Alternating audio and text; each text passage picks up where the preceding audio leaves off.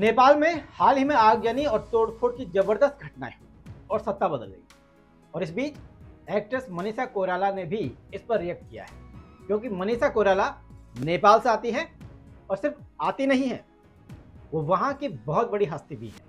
क्या है मनीषा कोइराला का नेपाल कनेक्शन, पहले ये जानते हैं। 16 अगस्त 1970 को नेपाल की राजधानी काठमांडू में जन्मी मनीषा कोइराला एक ब्राह्मण परिवार से थी।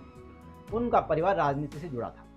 उनके दादा विश्वेश्वर प्रसाद कोइराला नेपाली कांग्रेस के नेता और नेपाल के प्रधानमंत्री रह चुके हैं, जबकि उनके चाचा गिरिजा प्रसाद कोइराला और मातृका प्रसाद कोइराला ये भी राजनीति में प्रभावशाली नाम थे। उनके पिता प्रकाश कोइराला भी देश के जाने माने नेता और पर्यावरण मंत्री रहे नेपाल में, जबकि उनकी मां सुषमा कोइराला एक गृहिणी थी।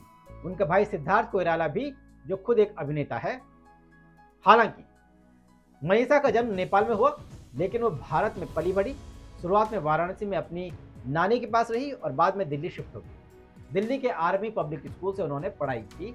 बचपन में उनका सपना डॉक्टर बनने का था, लेकिन जैसे जैसे वो बड़ी हुई उनका मन एक्टिंग की दुनिया की तरफ खिंचता चला गया और यही खिंचाव उनके करियर की दिशा भी बन गया। तो आपने जाना किस तरह से नेपाल का कनेक्शन था मनीषा कोइराला का, और प्रधानमंत्री से लेकर बड़े बड़े मिनिस्टर उनके रिश्तेदार रहे हैं नेपाल में। अब मनीषा कोइराला के भारत के फिल्मी कनेक्शन की भी बात कर लेते हैं। फिल्मों में करियर बनाने की चाहत उनमें इतनी थी कि मनीषा ने न्यूयॉर्क यूनिवर्सिटी में फिल्म मेकिंग का डिप्लोमा किया, फिर दिल्ली लौटकर मॉडलिंग शुरू की। साल 1989 में उन्होंने नेपाली फिल्म फेरी भटोला से अपनी करियर की शुरुआत की। 2 साल बाद यानी 1991 में उन्होंने बॉलीवुड में कदम रखा और फिल्म थी सौदागर, जिसे सुभाष घई ने डायरेक्ट किया था। ये बड़ी सुपरहिट फिल्म थी। ये फिल्म 2 दोस्तों की कहानी है, राजेश्वर और वीर, जो बहुत पक्के दोस्त थे और गलत फहमियों के चलते एक दूसरे के दुश्मन बन जाते हैं। फिर उनकी अगली पीढ़ी यानी कि उनके पोते पोतियां। पोता होता है वासु और पोती होती है राधा।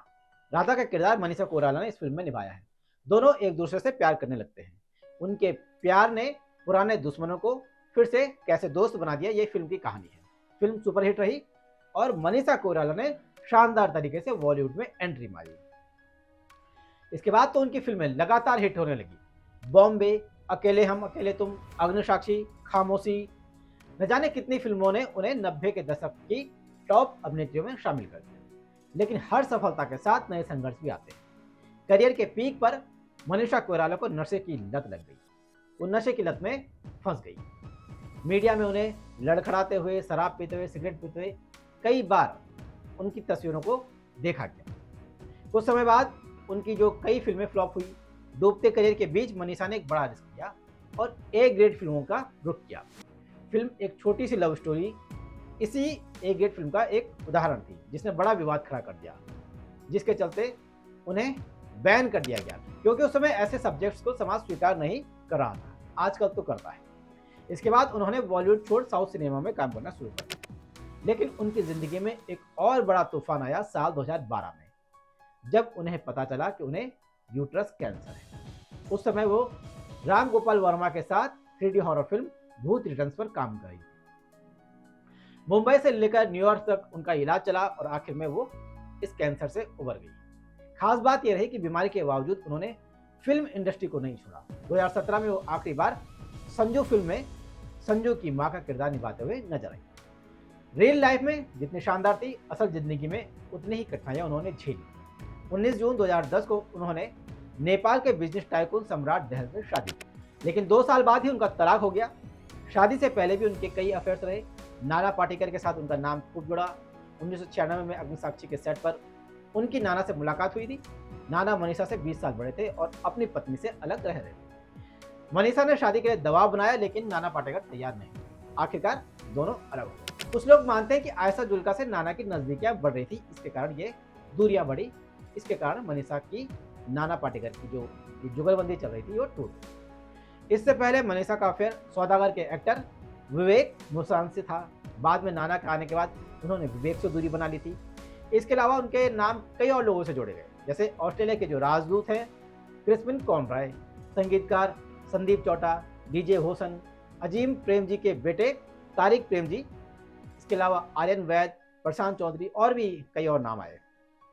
तो खैर ये नाम अफवाह में थे या सच में थे ये तो वही जाने, लेकिन नाम आए और फिर गए। आज मनीषा कोइराला लगभग 55 साल की पूरी हो चुकी है और अकेले अपनी जिंदगी जी रही है। वहीं उन्होंने एक पॉडकास्ट के दौरान नेपाल की राजनीति को लेकर अपनी बात रखी, जो आजकल नेपाल में चल रहा है। उन्होंने कहा कि संविधान में राजशाही के लिए भी जगह होनी चाहिए थी।